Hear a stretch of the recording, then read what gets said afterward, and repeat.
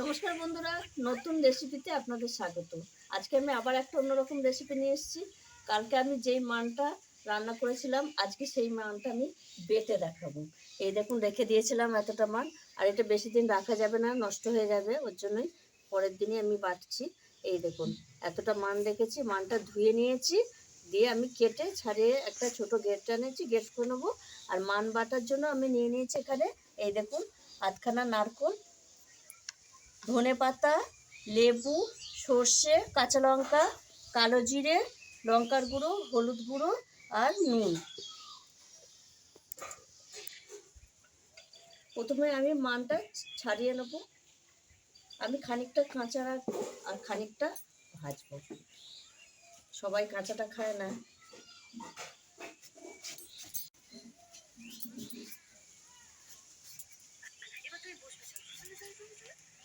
বন্ধুরা, এই দেখুন, মানটা আমি ছাড়িয়ে নিচ্ছি, এবার গ্রেট করব। আর বন্ধুরা, আমার এই ভিডিও যদি আপনাদের ভালো লেগে থাকে তাহলে লাইক করবেন, শেয়ার করবেন, আর প্লিজ প্লিজ প্লিজ সাবস্ক্রাইব করবেন। তাই আমি এখন এটা কেটে ছাড়িয়ে গ্রেট করব।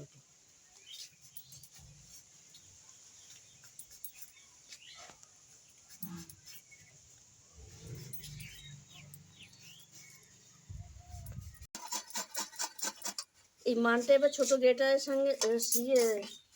সঙ্গে আমি এই যে গ্রেট করে নিচ্ছি। গ্রেট করে তারপরে বাটবো, তাহলে মিহি হবে। আর এই মান মিক্সিতে বাটলে, পেস্ট করলে ভালো লাগে না, আর শিলে বাটলেই বেশি ভালো লাগে।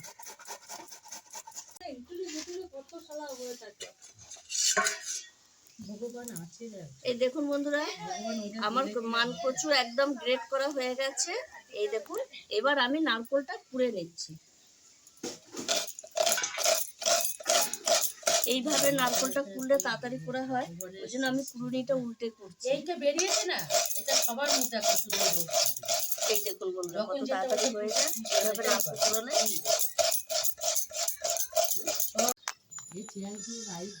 এবার আমি মান কচু, নারকোল আর ধনেপাতা একসঙ্গে বেটে নেব। এইভাবে আমি সবটাই বেটে নেবো একসঙ্গে।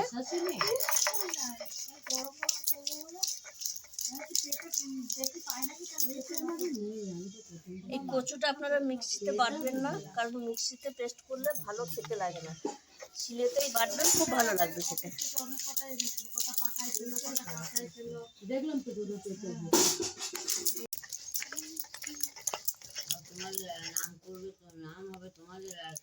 এই দেখুন বন্ধুরা, আমার কচু সব বাটা হয়ে গেছে, তুলে নিচ্ছি। এবার আমি সর্ষেটা বেটে নেব। নেব, একটু বেশি করে দেবো সর্ষেটা। সর্ষে আর কাঁচা লঙ্কা একসঙ্গে বাটবো।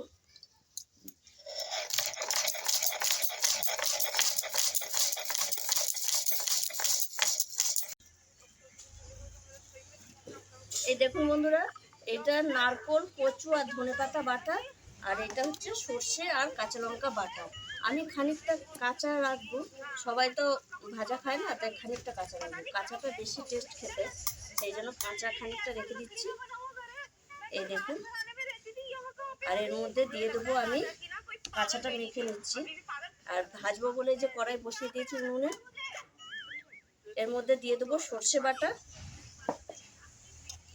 কাঁচা লঙ্কা দিয়েছি বেটে, তাও একটা দেবো একটু ভেঙে।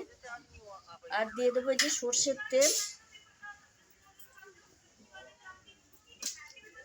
নুন আর একটু লেবুর রস।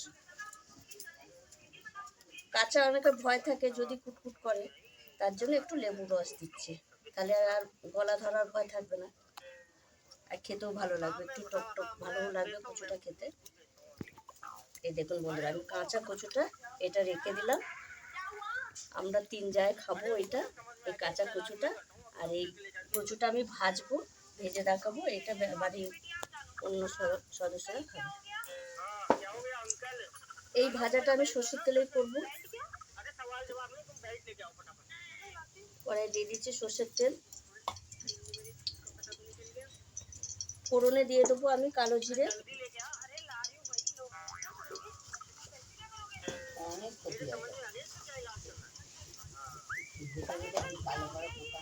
আর কাঁচা লঙ্কা দুটো দেব ফোড়ন।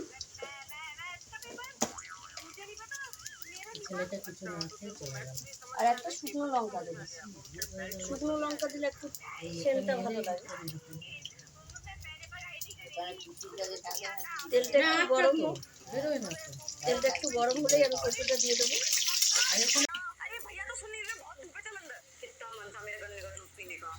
এবার আমি দিয়ে দেবো নারকোল, কচু, ধনেপাতা বাটা,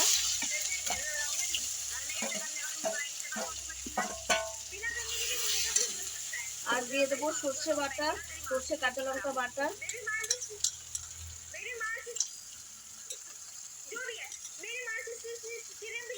দিয়ে একটু নেড়ে চেড়ে নেবো।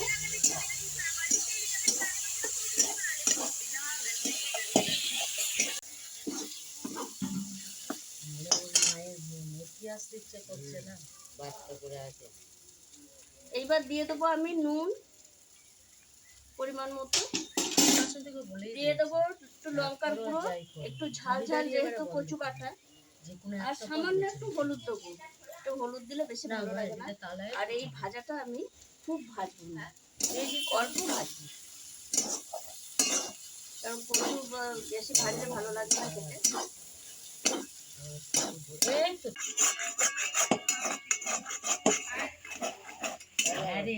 এই দেখুন বন্ধুরা, আমার কচু ভাজা হয়ে গেছে। এই দেখুন, বললাম না বেশি ভাজবো না, এইভাবে ভাজবো, অল্প ভাজবো।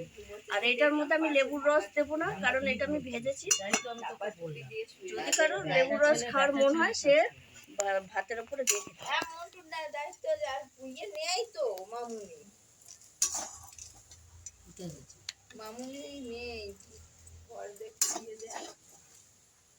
ওর ছেলের পরীক্ষা আজকে তো রেজাল্ট আসে।